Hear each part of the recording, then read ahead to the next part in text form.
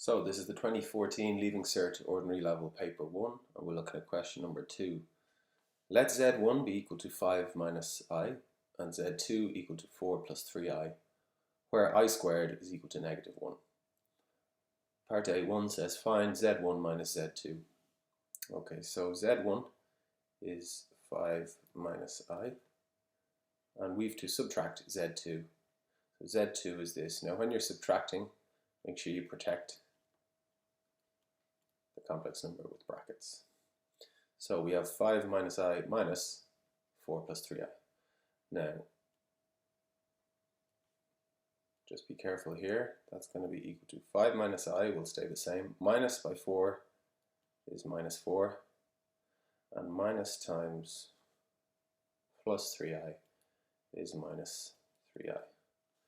So then we're going to put the 5 and the minus 4 together, and the minus I and the minus 3I together when we're simplifying. So for the yellows, 5 minus 4, that's equal to 1. And minus I, or minus 1I, minus 3I is minus 4I. Just remember, minus I is the same as minus 1I. So minus 1I minus 3I is minus 4I. So that's the complex number answer. Part 2 says verify that the modulus of Z1 minus Z2 is equal to the modulus, that's what these straight brackets here mean, of Z2 minus Z1. Now what is the modulus? The modulus is the distance from the origin to the complex number on the Argand diagram. So when we're finding the modulus, if you can imagine 1 minus 4i, this is the Argand diagram, over to 1, down to minus 4. There's 1 on the real, minus 4 on the imaginary, and you're looking for that distance, that straight line distance, should be straight. So if you're looking for that distance, that is part of a right angle triangle here. And that right angle triangle has 1 and 4 units on the two sides. So if you're looking for the long side here, the hypotenuse, you're going to use Pythagoras. So the modulus, if it's the distance from the origin to the point, you just use Pythagoras with this triangle. So that's going to be the square root of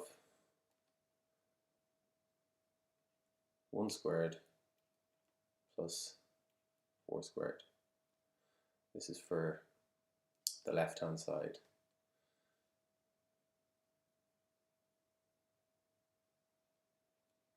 So that becomes the square root of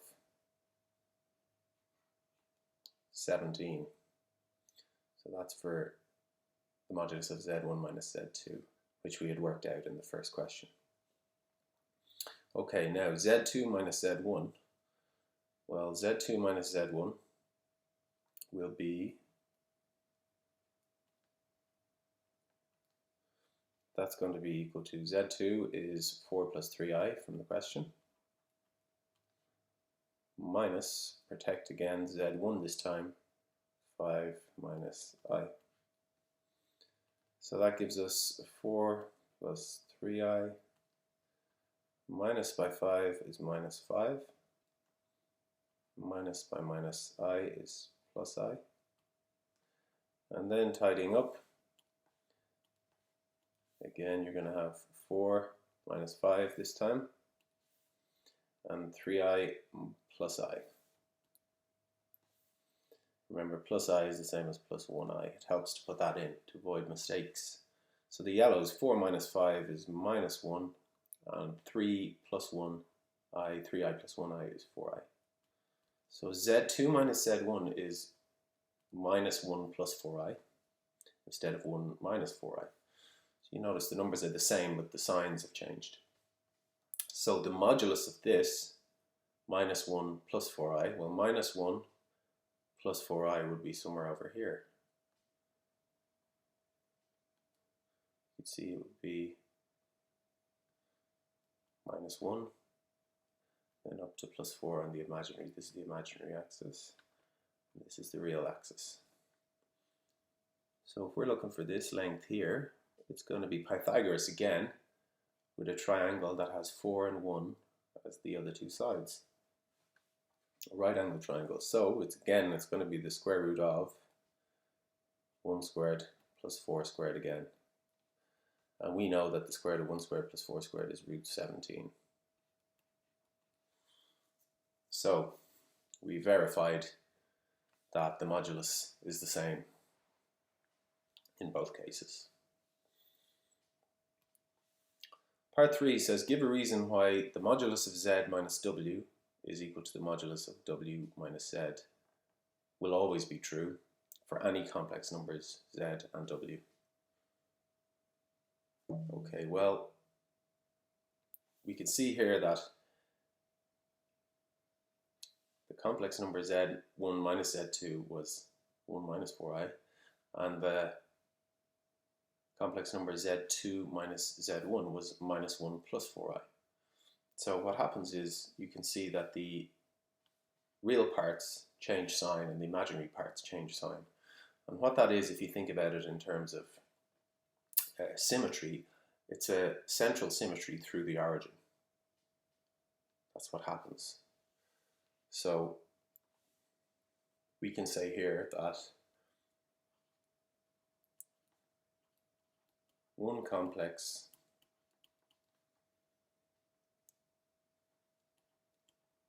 number is the image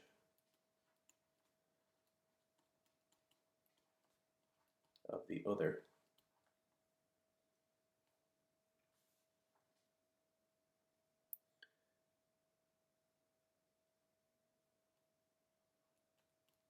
with central symmetry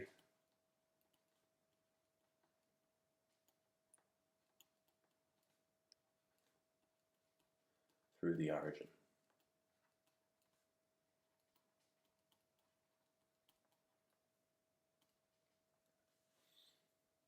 Therefore,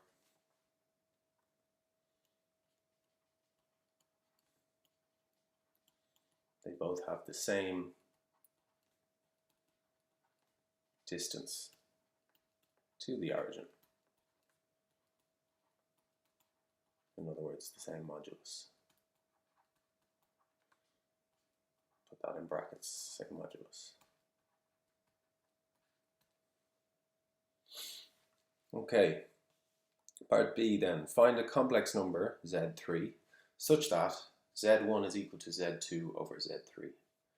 Give your answer in the form a plus bi, where a and b are elements of the set of real numbers. Okay, so we're looking for z3. They've given us an equation here to set up. So we're going to set that up first. Okay, so z1 on the left. Well, z1, remember, was given in the question as 5 minus I. So we have 5 minus I is equal to z2, which is 4 plus 3i,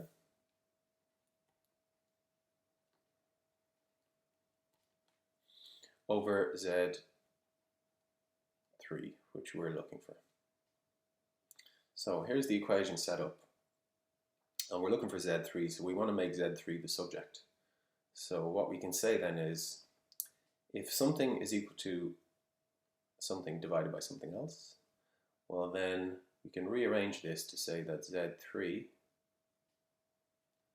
is equal to the 4 plus 3i, the numerator divided by the answer.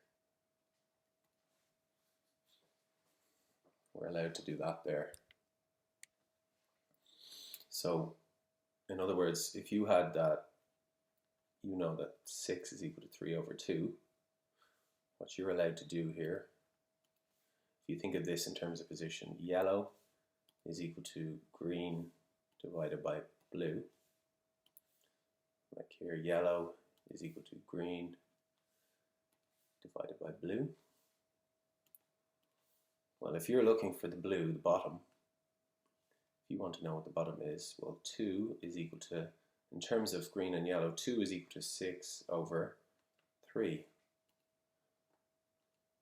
So in other words, if we look at the colors, this is what happens. The blue is equal to the green divided by the yellow. So over here we can see that the blue is equal to the green divided by the yellow. If you think of it in terms of position from an easy example like this, you'll get this kind of thing correct. That's just an easy example. I just picked 3 random numbers there, not part of the question. Okay, so Z3 is equal to 4 plus 3i divided by 5 minus i. So we're dividing complex numbers, and we remember now that when we're dividing complex numbers, you multiply the top and the bottom of the complex fraction by the conjugate of the bottom. So what's the conjugate of 5 minus i? 5 plus I. And you multiply the top by the same thing, 5 plus I. Okay, so that's going to give us then the Z3 on the left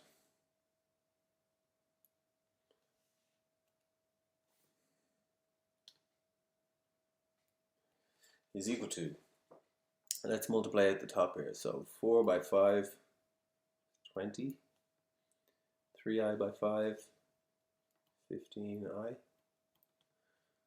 4 times the I is 4i, and then 3i times I is 3i squared.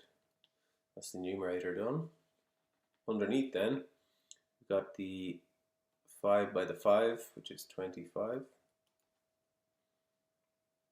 We've got the I by the 5, minus I by the 5, which is minus 5i.